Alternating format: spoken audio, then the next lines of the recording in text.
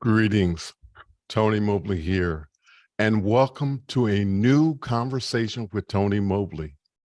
Today, Conversation with Tony Mobley is simulcast on both YouTube and LinkedIn Live. Welcome, listeners in Cincinnati, Ohio, Z98.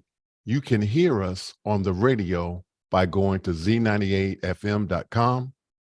And on today's Conversation with Tony Mobley, we have Dr. Nekeshia Hammond, and a psychologist. This is episode 77 of Conversation with Tony Mobley. We want to thank everyone for being a part of the journey. I want to thank the team behind Conversation with Tony Mobley, and we want to encourage you to go to conversationwithTonyMobley.com, our website, for a interactive chat. It's called Mukana. And if you go to the website, conversationwithTonyMobley.com, you can participate in that chat. Again, this is episode 77, and Dr. Hammond is with us today, and we are so happy to have her with us today. And she is also in Cincinnati today. So we're happy to have her, and we're going to get right to business. And we're going to go with the very first question. Who is Dr. Nekeshia Hammond? And you can correct me if I'm pronouncing your name wrong, please. It's all good. Yes, I'm happy to be here. Thank you so much, first of all, for having me. I'm Dr. Nekeshia Hammond, and I am a wife. I'm a mom. I'm a business owner. I'm an author, speaker, psychologist, and also very active in the community, helping youth. I'm very big on helping others. And one of my huge passions is mental health awareness. That's what I speak about as I travel throughout the country, just educating, especially when it comes to the stigma of mental health. So I'm super excited to be here, and thank you for having me. Thank you so much for coming. And so the first question you've answered so well. Thank you so much. Can you explain your path to becoming Dr. Hammond? Yes. It's an interesting path, I think. I've always been interested in helping kids. Even when I was a child myself, I knew that I would go into an area where I was helping children. And, it's interesting, when I first started in psychology, I thought that I would get into private practice and just sort of stay there for my whole life and just pretty much sit in my office and help the individuals who came to me, which I am honored and have been honored to do. But what I learned quickly on, a couple of years into having the practice, I'm almost at 14 years now of being in private practice. But what I learned early on was that there was a lot of work that needed to be done outside of my practice, outside of the doors of where I was working, frankly. So that's when I became really involved in a lot of community initiatives, going to Washington, D.C. to advocate at the federal level, going to Tallahassee, the state capital of Florida, to advocate at the state level, and just doing a lot of work outside of the office as well to really advocate for the needs of the community when it comes to mental health. I've spoken, as I mentioned, throughout the country and also internationally on mental health, especially children's mental health, which is a huge passion of mine, and really done a lot of work with the media as well, because as I mentioned, public education is the key. I know we'll get into this today, but public education is really the key if we're thinking about how do we help others heal and how do we help others on this mental health journey. So I am beyond honored to be here, as I mentioned, and thank you so much for having this topic, which is really, really important. Could you talk about your experience of growing up and how that might have impacted your passion for the work that you do? Yeah. So I grew up in Orlando, Florida. I was in a single parent home at the time when I grew up. And, it's funny because when I think back to my own childhood, and even though I was the quote unquote A student and involved in community and involved in sports and doing all these things, what happens sometimes to the quote unquote kids who are not acting out or not misbehaving is that they completely get glossed over when it comes to their mental health. And I was actually struggling a lot at the time with at that time with my dad not being as present in my life. We now have a great relationship, but in my childhood, not being there, struggling with that, struggling with anxiety, struggling with perfectionism, with school and all of these things. But again, no one was having those conversations with me about self-care and about mental health, which I think now today makes me a strong advocate, because I know how badly children need to be, and not just children, adults too. We all need to be having these conversations, because what we think people look like, what we think is going on with people is not necessarily the case. Thank you so much for that. The next question is, what are the mental health effects of the pandemic? Wow. How much time do we have? No, it's been, there's so much. There's so much that has happened in different communities. As we all know, this pandemic has not affected everyone equally. Disproportionately, especially for Black and Brown communities, there's been an even greater need, because COVID affected those communities more. And we can get into all those, reasons and health reasons and whatnot. It also affected, there was also more effects on the mental health side. There were so many kids. I think I saw an estimate the other day, about 10 million kids globally who lost a parent or a primary caregiver. So like their uncle or aunt or grandmother, or whoever it was who was taking care of them, like millions and millions of kids. That's a very difficult loss, and so that in and of itself, there's still, we think that maybe we don't wear masks as often, or we're not having these conversations about vaccines in the media. And we're like, okay, yeah, COVID's over. But the problem is, on the mental health side, a lot of us are still healing from things that happened from this pandemic. So the unemployment that happened, the losses that happened, the illnesses that happened, the frustrations, the anxiety, the depression, a lot of those things are still lingering.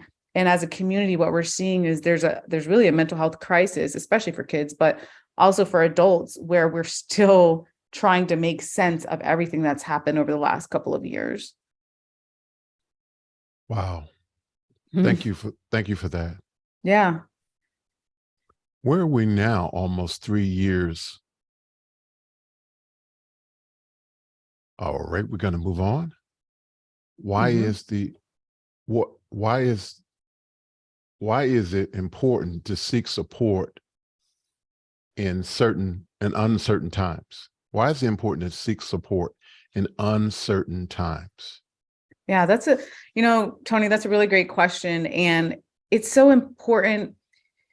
What we've been trained to do, unfortunately, when it comes to mental health, is we're almost trained to wait until we're at the breaking point. And then reach out for help. And it's like, no. Let's start working on ourselves early. Let's not wait until we're at the breaking point. Let's not wait until we can't function. We can't go to work. We can't go to school, or we can't, fulfill our roles of who we are to people in our lives. Instead, I think it's so important for us to seek support, which comes in many different forms, whether it's therapy, whether it's from a place of worship, whether it's from friends, family, a combination of those things. Once we as a society get to the place where we are constantly in that mindset that we have to seek support, that we have to take care of ourselves, that this is important to build us up, then when we start to do that, we start to really heal communities, frankly, instead of, like I said, waiting until, because I see it all the time in the school system, we wait until this kid fails, we wait until this kid's suspended, we wait until those times to help, when we should have been helping in the beginning and doing more preventative work. What do you think some of the things that parents need to be aware of in this COVID climate? Yeah. This post-COVID climate. Yeah. One of the things, it's interesting. That's an interesting point, because I know what happened during COVID was, I feel like parents started having a little bit more empathy for our kids, because we're like, man, they are stuck at home. And, we kind of loosened up the guidelines a little bit. I know for me, I have a 10-year-old son now. So back then he was 7. And we're like, okay, I guess you could play video games a little bit more. Or I guess you can be on electronics a little bit more. And we had a lot more empathy for kids. I mean, they were so displaced. They're out of school. They can't see their friends. They're We're canceling graduations and birthdays and all these things. But now there's almost an unrealistic expectation a bit that these kids have like magically healed from these experiences. And a lot of them haven't, because I'm talking to kids that are still really struggling with anxiety.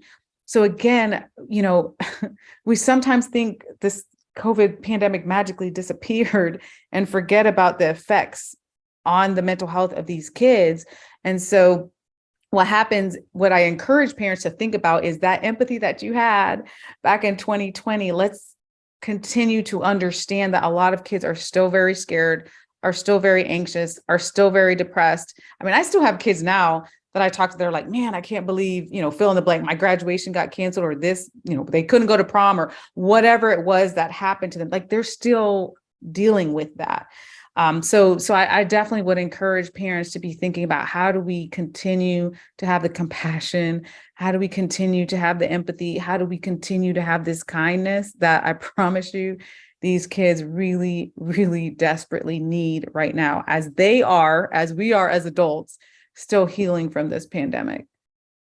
Can you talk a little bit more about the adults healing from it? Yeah. I mean, I think if we honor the fact that, well, first of all of us have a different healing process, which is fine. But if we honor and accept the fact that many of us are still healing, many of us are still processing things, because what happened at the time back in 2020, when this, well, I could speak for the US at least, when this, kind of pandemic came through, we're quarantined, we're at home, our brain, there was so much information coming in, our brains were on overload. So I know for even us at home as a family, we're like, okay, where do we get Lysol? Like, you can't get Lysol, you can't get this, or you have to clean this. Be careful when you go out. Do you have enough masks? Like, it was so much to think about.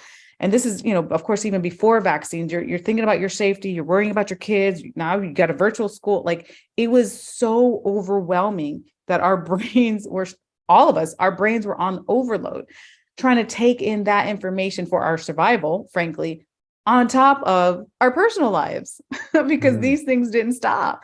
There was all these people, like, there were so many of us that were either unemployed, underemployed. I know for myself personally, we shut down the practice for a couple months. Like, it was just, there were so many things to think about. And so when you think of all that, you have to remember that currently your brain is almost still trying to make sense of that, just like the kids are. But it happens a little bit differently. We understand things differently and process differently, of course, as adults. So that's why it's so imperative for us as adults to give ourselves grace.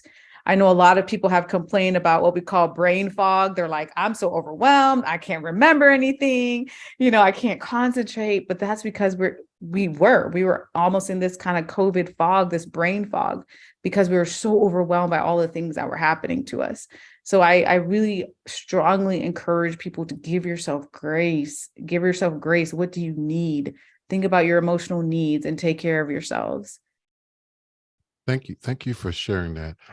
I was wondering, do you think that, and this is in adults in particular, do you think that they are reacting? Are they having risky behavior because of a response to having been basically on lockdown? Are they doing even more outdoor activities, group activities than they would have normally pre-COVID? Oh yeah, I definitely think so.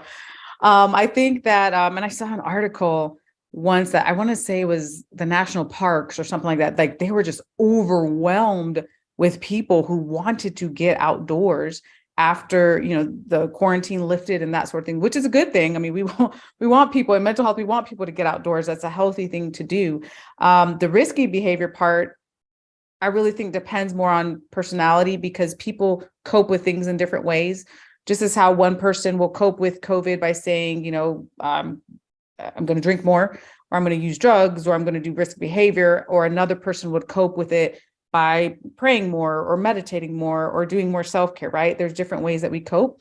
and with our personalities, but absolutely there was a trend where more people were spending time outside, which again, like I said, is a healthy behavior. We like that because of being locked down for so long. And just now we see more of a trend. I think people just gravitating to more in-person events, more trying to reconnect. I mean, that's something that kids, adults, like all of us lost for a couple of years. Like we couldn't do that. We couldn't connect with each other in person. But now we have an opportunity to rebuild these connections, which are really, really important for all of our mental health. So where are we now, almost 3 years after the pandemic started? Yeah. Where we're at now is trying to put a lot of things together. As much as we're healing from communities, some of the benefits that has happened is there's been such a more of a focus on mental health. So I've seen for some communities that we're trying to find ways to increase budgets, which we like in mental health. Like, please let us have the interventions to help, individuals. And there was not enough of a focus, but more of a focus than normal on mental health and how are we healing. That is literally where we're at right now as a community, which is a good thing. I think I love to see the stories on Instagram or, social media of us helping one another as a community, which is something, unfortunately, it takes loss and hurt and pain. Sometimes I live in Florida. So a lot of times when we have hurricanes, we see this huge, outpour of support as a community. I wish it happened all the time, but that same feeling sort of happened with COVID too. Like, okay, how can we help one another? How can we help one another heal? So that is, one benefit that's happened.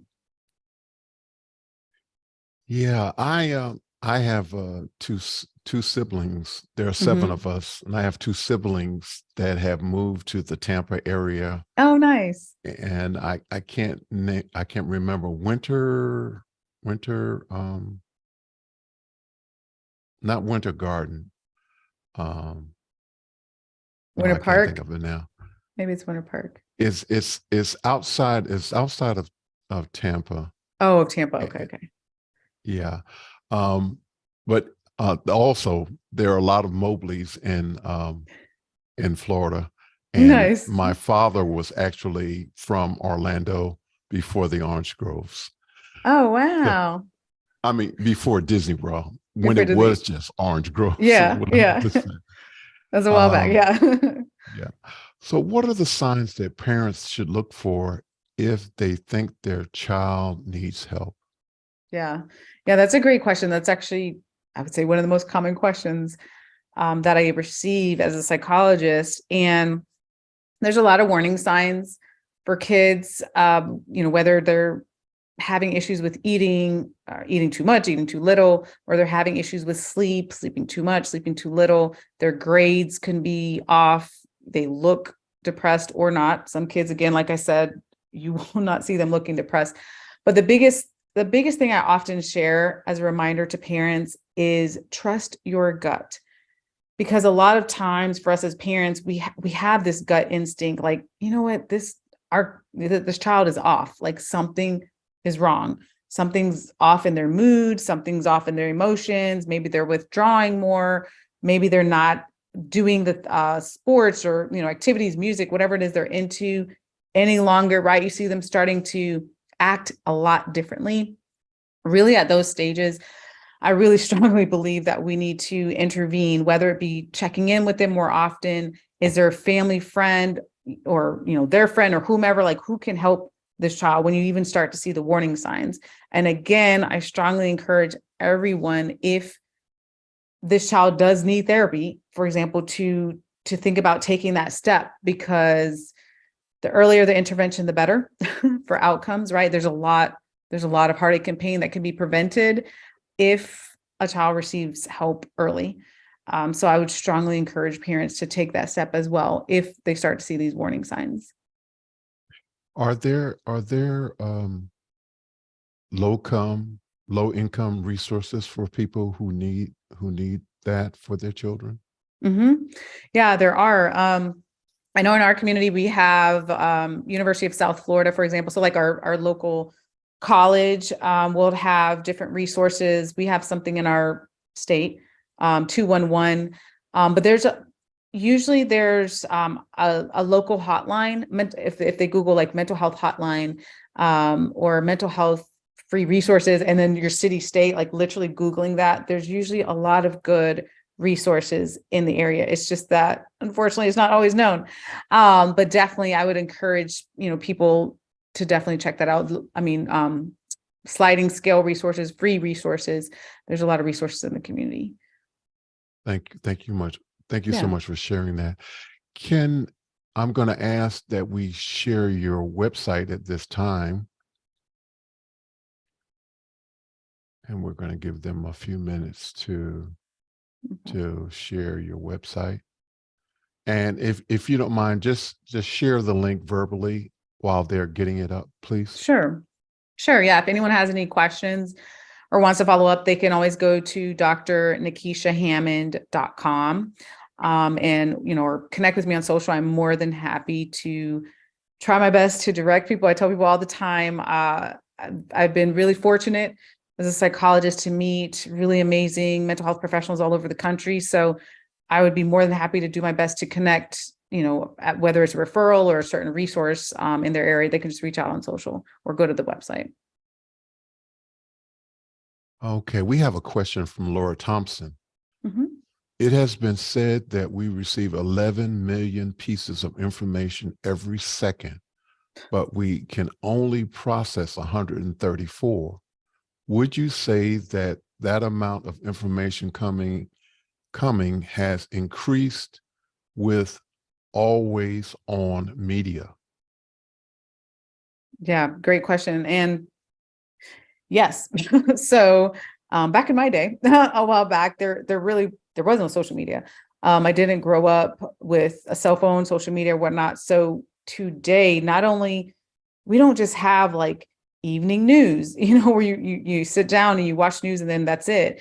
We are, to your point, like bombarded with information 24/7, whether it be social media, whether it be different platforms. There's differences of opinions. There's, unfortunately, the way people talk to one another online, like we are so inundated with this information, which also causes information overload, which also really as a community or the society can be very triggering, frankly. I mean, there's a lot of studies, and I am not anti-social media by any means, but there are a lot of studies both ways that show how social media can lead to depression and anxiety. So it's just really important to be thinking, especially for us as adults, like, do you need a break from the huge amount of information that we're receiving?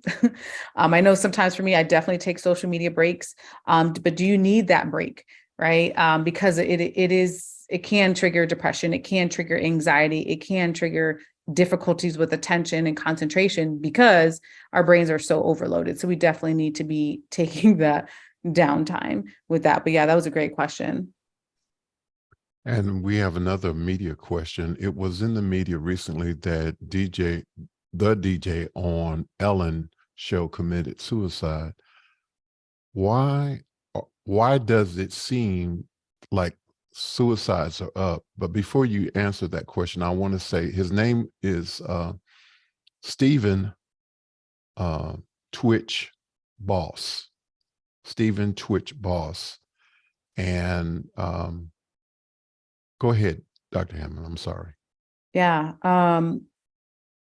Well, first, I mean, I didn't know him personally. I've seen him on the Ellen show, but huge condolences to his wife and family and friends, because it's always so hard to fathom. Obviously, this is recent news, and it's so tough because when you go to his social media page, for example, or anyone that follows him on social media, you see dancing, you see fun times, you see family and friends and quotes and all these things. And I've even had some friends of mine that said, like, but he looks so happy, and it's It's really hard. It's really hard because there's this huge misconception. It's hard as a psychologist to explain this, but there's just this huge misconception in mental health of what mental health looks like. Like, we really think that depression looks like a person crying and in bed all day and can't get up, which it can be, but it's not always that. Because depression and anxiety is also someone that goes to work every single day with a smile on their face and is taking care of their kids and, is doing all these things and looks happy on social media. I always remind people, social media is a highlight reel of someone's life. It is what they choose to put out there. So that 30-second video they put out there of them dancing doesn't tell you what happened in the rest of their day, right? We have 24 hours in a day. You saw 30 seconds, right? We have no idea. But it's such a heartbreaking story, but I hope from this that we will all remember that we have to check on one another, and we have to understand that people are hurting. We don't see that on social media all the time, but people are hurting. There's a lot of people at this point in my career, I've talked to thousands and thousands of people.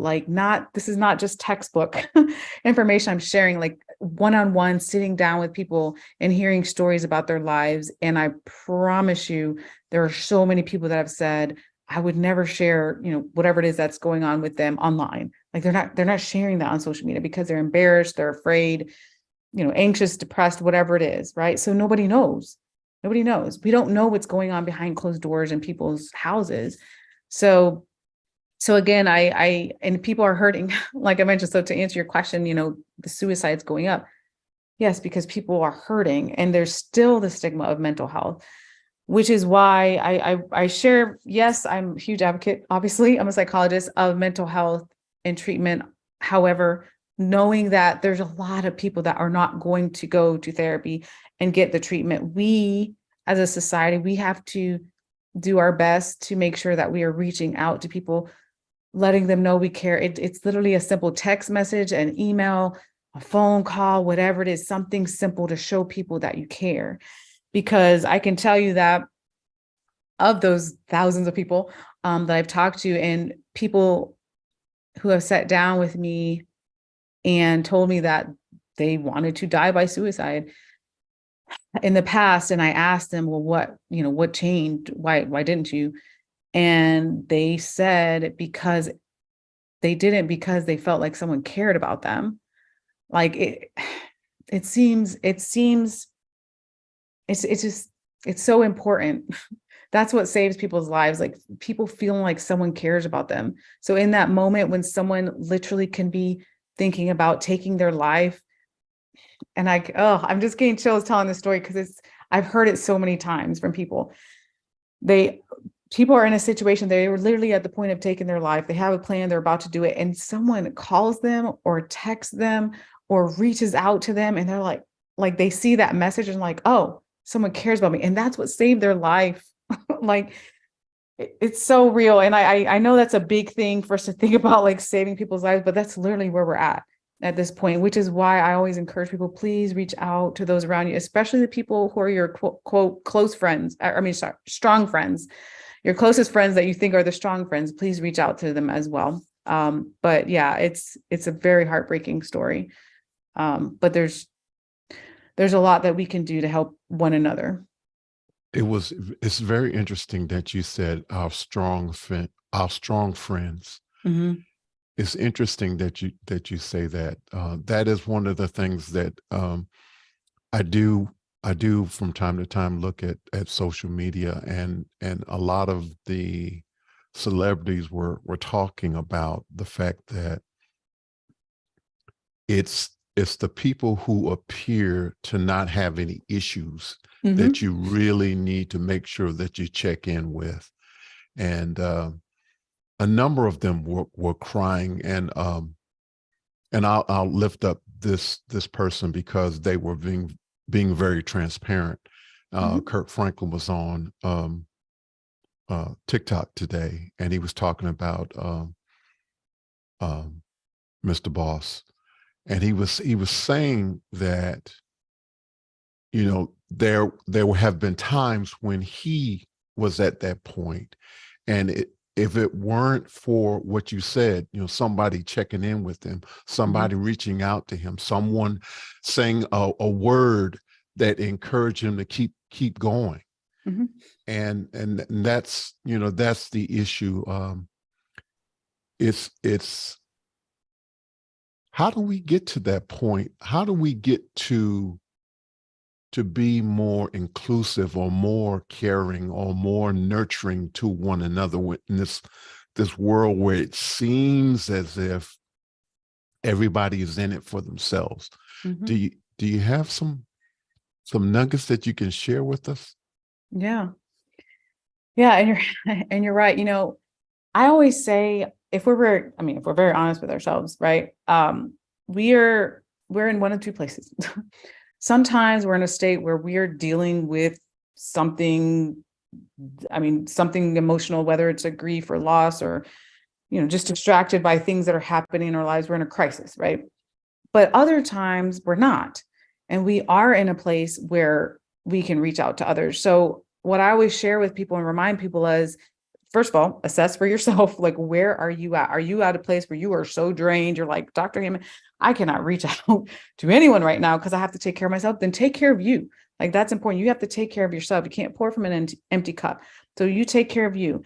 But if you're on the opposite side and you're in a space where things are good right now, right, then you have that opportunity then to be reaching out to others, to making sure that people are okay. Like, I promise you, it's the simple things. We think it's just this big, grand thing sometimes. And it's really the simplest things, though, that are literally saving people's lives.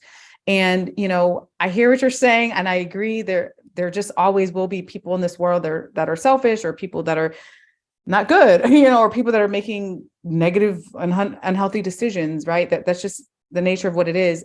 But there's, I believe, still a lot of amazingly good people, though, who want to help others, because, again, like I mentioned before with that hurricane example, we see it all the time. Like, there's a natural disaster, there's something major that happens, and like the outpouring of support and love and nurturing and helping one another. I'm like, I know we can do this, like, we have this in us as a society. We can do this.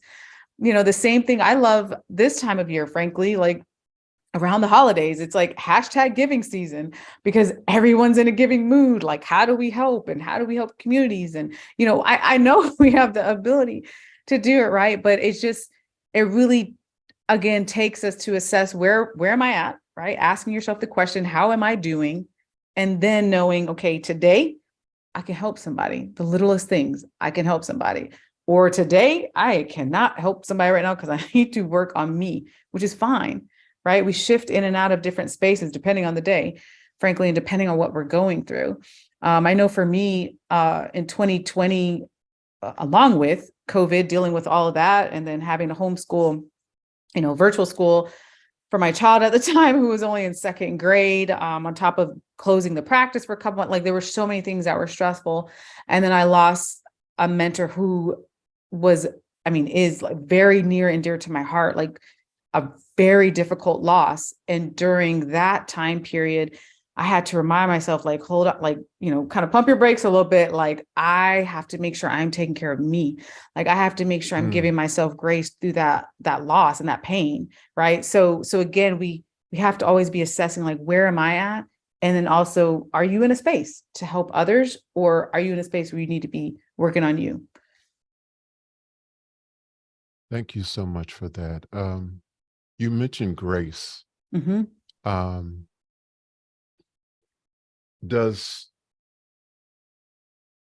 Are you integrating your faith in your practice? Yes. I do, for those who want me to. I feel like I have a very strong sense of faith. I am a woman of faith. When I do my show Mental Health Moment, for example, which is an international show, I always remind people that I'm here for every race, ethnicity, religious beliefs, and whatnot. We all have different beliefs, and I respect that.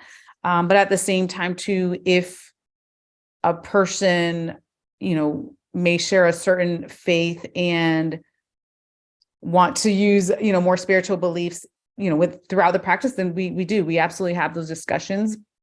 I don't do therapy now at this point in my career. My focus is more on psychological evaluations for like learning disabilities, ADHD, when I'm working with kids, or veteran evaluations and those sort of things, more the evaluation stages. However, there are people, frankly, that they share their faith, and we can have those discussions if that's something that is comfortable for them. And and it, just sort of aligns. But absolutely, I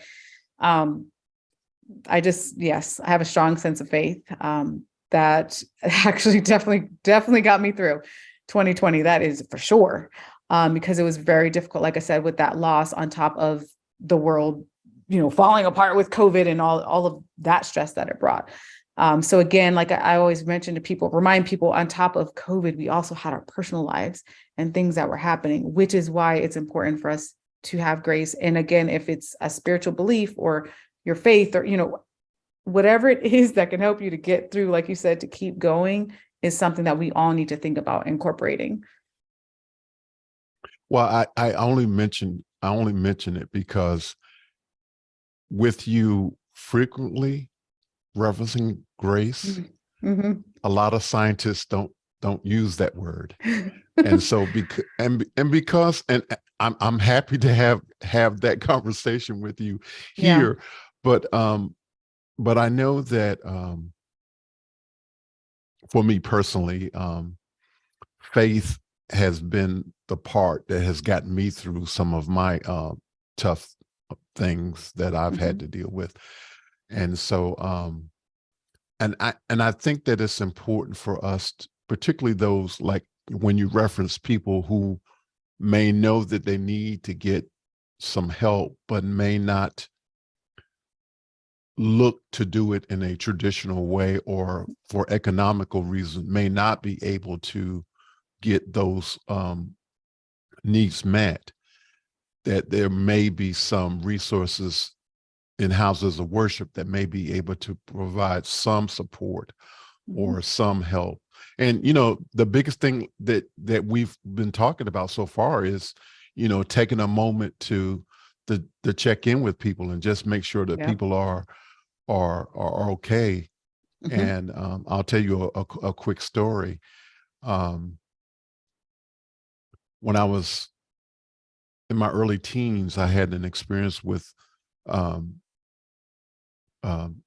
I would call him a sort of a mentor, and he would always ask me how I was doing. And he told me that the reason that he did that is because when he was growing up, there was a person who always would ask him how he was doing. And he said, the most important thing is when you're asking someone how they're doing, wait to hear the response. Yeah. Don't go into the formality of just asking people how they are. Yeah. And not wait for the response. Because most of the time people think that you're just asking out of courtesy and that you really don't care. Right. And so I've never forgotten that.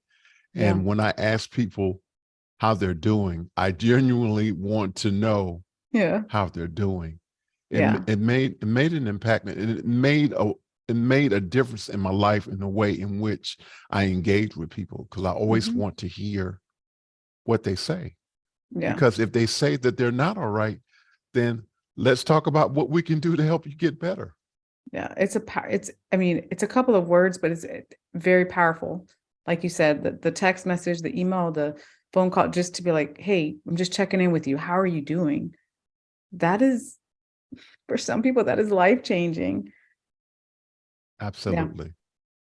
Because and I'm not a psychologist, but I would say that when a person is contemplating suicide, and you can give me the the technical definition. But when a person is contemplating suicide, that they have absolutely given up and they don't believe that there is any hope. Yep. Yes. Yes. Accurate. Which is why, yes, which is why in that moment, sometimes like I said, I've met many people whose lives were saved because they made the decision not to go through with harming or killing themselves because they saw the glimmer of hope with that person that reached out to them. Like, that's how powerful hope is, yeah, that's how powerful hope is.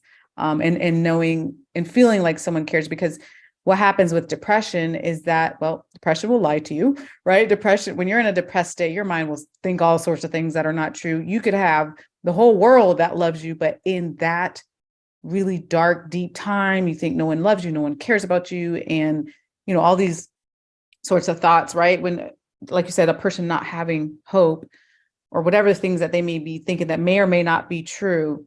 But then again, like I said, this, a ding from a phone could change someone's life. Like that's literally the point that we're at, which is why it's so critical for us to be making sure that we're doing our best to take care of one another. Thank you, Dr. Hammond. The next question is from Taylor Sunderhouse. Mm-hmm. How do you offer help to family members or friends without scaring them away from help? You want to help, but you don't want them to feel overwhelmed. I want to share something that before you answered, Dr. Hammond, Yep. that Kirk Franklin said today on his TikTok. He said, "Get on people's nerves."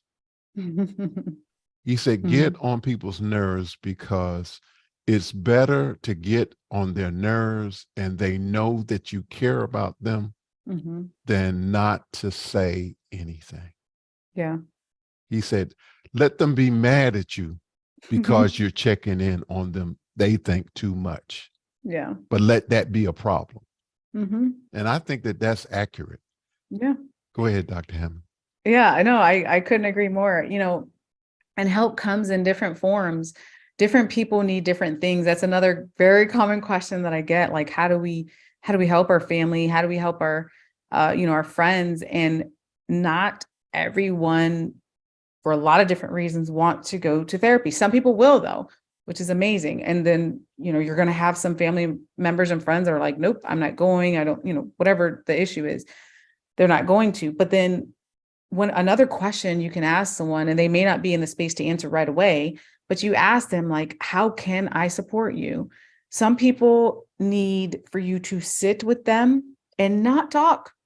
Some people don't want to talk about something, right? But if you sit with them, if you have a meal with them, or you go to their house, or you're, sit with them on the phone, talk about something else, right? Like it's not always talking about a certain issue if that person is not in the space or ready to talk about whatever it is that is bothering them yet. But just having your companionship, for some people, does a lot, right?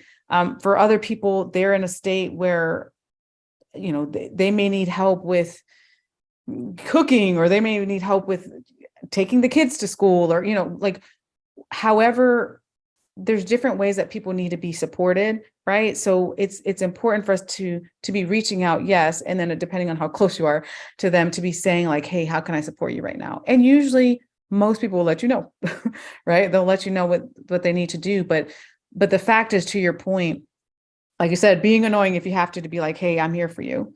Like, hey, I got you. Hey, if you need anything, let me know. Like those types of things mean something to someone. And they might not even be in the space to be willing and ready to accept the help, but you are planting a seed in their mind that, you know what, I have someone that's here for me. Like that is also very powerful. And so a lot of people will often ask me like, well, what if they don't want to go to therapy? Like, what if they're frustrated? What if they don't, want to, receive help from me, type of thing? That's okay.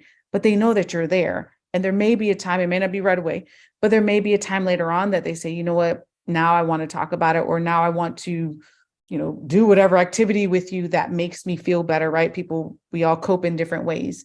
Maybe I want to take a walk with you. Maybe I want to do yoga. Maybe I want to pray with you. Whatever it is that this person needs, you do your best to find out how can you support them. And because again, like I said, three people sitting together may cope in three completely different ways, and that's okay. But yes, definitely, thinking about how do we continue to help, and knowing that help comes in many different forms is really what's critical. Thank you so much for that. We have a question from Clylock Lopez Waterman. Mhm. Was there any silver linings to this time we have gone through, learning about the importance of family time or other things? I think so. I really do. I definitely think there were silver linings with during COVID, as hard as it was, and we were trapped in a house, right? Trapped in our where we resided. There was a lot more family time. Really, I mean, I know for us at home, like we're like, the board games came out, or like just I remember it was very precious. Again, my son back then was 7, and we spent just time. I mean, we just did things that we normally wouldn't have done, right? Like we live in Florida, we have theme parks, we have sunshine, so we're usually out and about doing all these things that are around a lot of people. Obviously, we couldn't do those at those times, so we literally, I mean, there were so many things. Like I baked so much, right? But my son was just so excited to bake cupcakes with mommy, or I remember once we sat watching the sunset, or we, kind of drove around and just looked at different things outside. Like we were doing things that we normally wouldn't have done. And a lot of families experienced that, where there was just more genuine family time, more time for us to hopefully think about how we can improve ourselves. Hopefully having a little bit more mindfulness time of us, again, whether it was solo time, family time, friend time, even if it was virtually, we really sort of found ways to try our best to connect with one another, even if it wasn't in person. So I do think there was a lot of, silver linings in that time period. Although I know we are very grateful to hopefully, be on the other end of that and get back into the in-person interactions. So yeah, that's a really great question. And I completely agree with you. Thank you, Mr. Waterman, for your question. What's next for you, Dr. Hammond? What's next for you? What's next? Oh my goodness. So much. What's next is I am just completely grateful every day. Continue to have a gratitude practice. I will share this before I answer your question, that I will admit, like, I feel like a couple of years ago, I was really in a state of when I woke up in the morning, I would jump on Instagram or check my email or that sort of thing. Like that was just my instant go-to. And then I think it was earlier this year where I was just like, no, let me start a morning gratitude practice. So every single morning, the very first thing I do is having a conversation with God. What is one thing that I'm grateful for in that day? Every single morning, as soon as I wake up, just having that time and shifting my thought process as soon as I wake up in the morning. And then I get on Instagram after that, but I'm really just still, and then I'm like, okay, Instagram next. But I really try to stay in a state of gratitude. And really what's next for me, I'm really excited actually. Next year, I will be continuing to be board chair for the Ryan Nece Foundation. That is an organization, a nonprofit. Who I've been a part of that nonprofit now for, I think it's almost 8 years, and absolutely love it. It's amazing. Ryan Nece was, he used to play for the Tampa Bay Buccaneers and started a foundation a while back. And we help youth, we help them with leadership, we help them with community service, understanding, giving back, understanding how to take care of themselves, right, throughout that time as a leader. So I'll be doing that next year, as well as more than likely publishing my next book, and definitely doing more speaking as this year continues. And yes, I have a couple other projects coming out as well. So I am really grateful. Just try to stay grateful, like I said, with a lot of positive things happening. So Well, I just want to say thank you so much for being on Conversation with Tony Mobley. For You sure. are a celebrity in that you have been on all of the networks, I believe. And I really appreciate you taking time to participate in a conversation with me. For And I sure. just want to say thank you so much for that. Absolutely. Um, and we're getting down to the end. Um, can you tell us about your continued professional development? Yeah. Yeah. I'm a huge advocate of professional development. And for me, it really looks like, a while back, everyone has a different journey when it comes to self-care, but a while back, I still remember the days where I was absolutely horrible, frankly, at self-care and just doing all these things, not taking the time I needed to for me. But now I've really made this huge commitment when it comes to professional development of making sure that I am doing all the self-care that I need. One of the things, as I mentioned before, was my gratitude practice, but just in a lot of different ways, making sure that as I develop as a leader and as a mom and um, as a family member, as a community member, to make sure that I'm incorporating the self-care to get through. I'm on, I think this year has definitely been the busiest traveling year. I don't know, I've been on a plane most weeks out of this year, just with one project or another.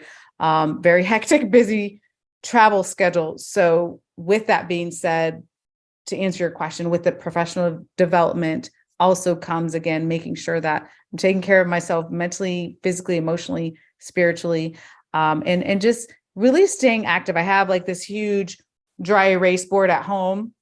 So at the beginning of every year, I will write out underneath, like, emotionally, what are my goals, physically, mentally, spiritually, family wise, like what are my goals for the year.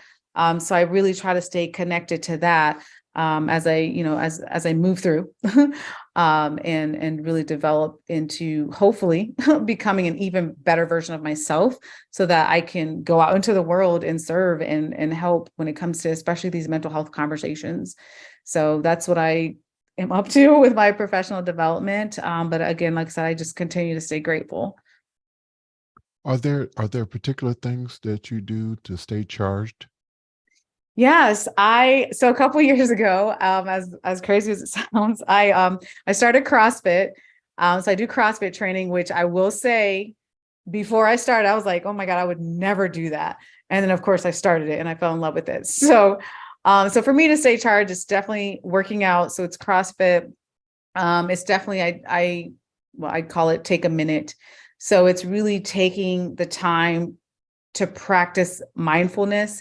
So again, like I mentioned, I'm constantly on planes. So if I'm even watching the sunset or a sunrise or walking through nature, finding different things to explore, as I'm going through all these cities, just really taking that time, that's something that really recharges me because it is very hectic, as all of us can probably attest to, just very hectic, a lot of things happening all at once.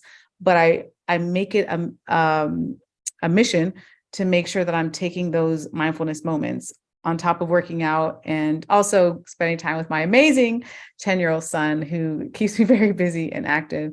Family time, those sorts of things are things that really recharge me as I think about in what way can I make sure I'm taking care of me in order to best serve others. Fantastic. Thank you so much, Dr. Hammond, for Yeah. that. Uh, what do you want all of us to know about mental health? Yeah, that's an excellent question. What I want what I want people to understand about mental health is a couple of things. One, how important it is for us all to have our sense of hope. And again, when we think about where are you at? Always checking in with you, like, how are you doing when it comes to your mental health? Are you in a place where you can help someone else? If so, please do, and know that the small things matter. Um, and also, just as a reminder to everyone, every single person on the planet has mental health, because there's this misconception that mental health, it's just when we think of mental health, we think of it in extremes, like the most depressed person in the world, the most anxious person in the world, a person that is hallucinating. Like that's this theory about mental health, which is not completely true. Yes, there are people that are at the extremes of mental health, but the majority of people are not at the extremes of mental health and are actually just everyday people. We all have mental health, right? Just we cope with things differently.